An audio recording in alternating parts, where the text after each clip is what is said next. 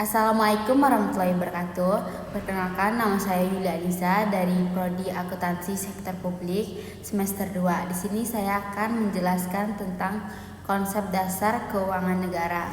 Yang pertama, jelaskan apa yang dimaksud dengan keuangan negara menurut Undang-Undang Ayat 17 Tahun 2003. Keuangan negara adalah semua hak dan kewajiban negara yang dapat dinilai dengan uang serta segala sesuatu baik berupa uang maupun berupa barang yang dapat dijadikan milik negara berhubungan dengan pelaksanaan hak dan kewajiban tersebut. Nomor 2. Jelaskan objek, subjek, proses, dan tujuan keuangan negara. Objek, semua hak dan kewajiban termasuk kebijakan dan kegiatan fiskal, moneter, dan pengelolaan kekayaan. Subjek, pemerintahan pusat, Pemda, perusahaan negara atau daerah dan badan lain yang ada ikatan dengan KN. Proses, dari kebijakan, perencanaan, penganggaran, dan pelaksanaan sampai pertanggungjawaban. Tujuan, dalam rangka penyelenggaraan pemerintahan negara untuk mencapai tujuan bersama. Nomor 3. Sebutkan ruang lingkup keuangan negara menurut Undang-Undang Ayat 17 Tahun 2003. Hak negara untuk memungut pajak, mengeluarkan dan mengedarkan uang dan melakukan pinjaman. Kewajiban negara untuk menyelenggarakan tugas layanan umum pemerintahan negara dan membayar tagihan pihak ketiga. Penerimaan negara, pengeluaran negara, penerimaan daerah, pengeluaran daerah, kekayaan negara atau kekayaan daerah yang dikelola sendiri atau pihak lain berupa uang, surat berharga, piutang, barang, serta hak-hak lain yang dapat dinilai dengan uang, termasuk kekayaan yang dipisahkan pada perusahaan negara atau perusahaan daerah. Kekayaan pihak lain yang dikuasai oleh pemerintah dalam rangka penyelenggaraan tugas pemerintah dan atau kepentingan umum. Terakhir, kekayaan pihak lain yang diperoleh dengan menggunakan fasilitas yang diberikan pemerintah. Nomor 4. Jelaskan dan berikan contoh penerimaan, pengeluaran, dan pembiayaan negara.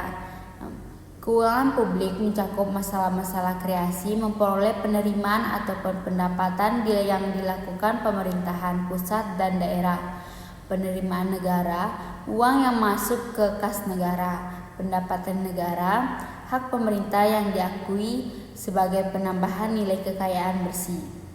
Keuangan publik mencakup aspek pengeluaran negara yang termasuk di dalamnya belanja publik atau negara, pusat dan daerah. Pengeluaran negara, uang yang keluar dari kas negara. Belanja negara, kewajiban pemerintah pusat yang diakui sebagai pengurangan nilai kekayaan kebersihan.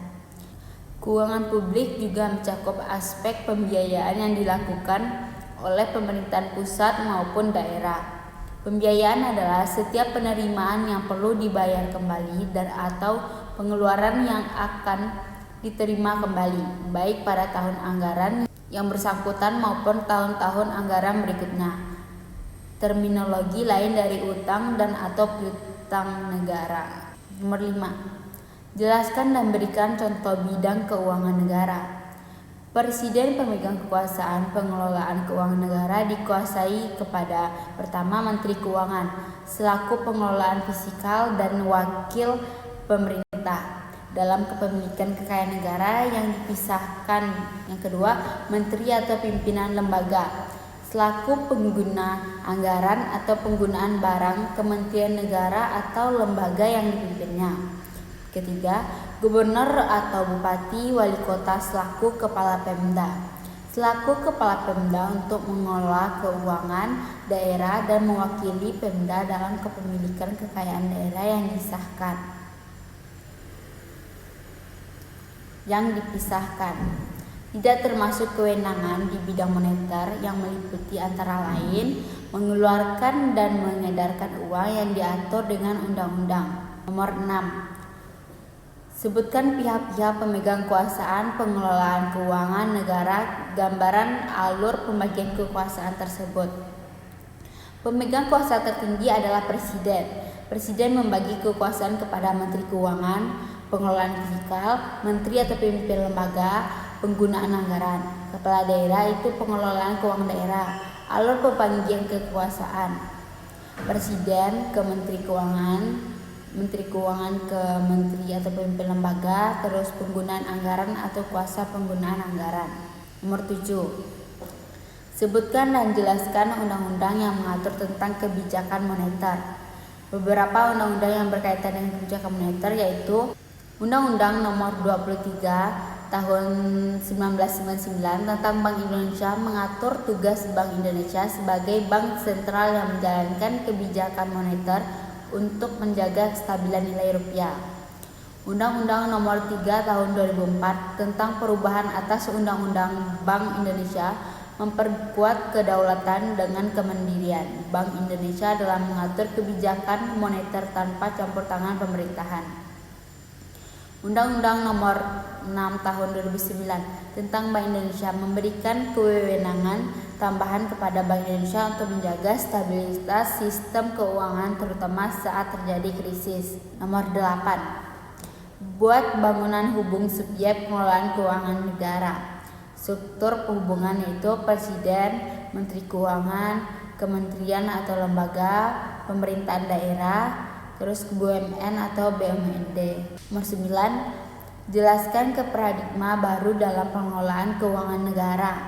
Paradigma baru, performance hasil, anggaran adalah rencana, penekanan pada kebijakan misal rencana, penekanan pada kebijakan atau misal rencana bergulir, MTF, klasifikasi internasional, GFS, fleksibilitas, let the manager manage, akuntabilitas, pengukuran kinerja. Sekian penjelasan dari saya tentang konsep dasar keuangan negara. Saya ucapkan terima kasih dan bye.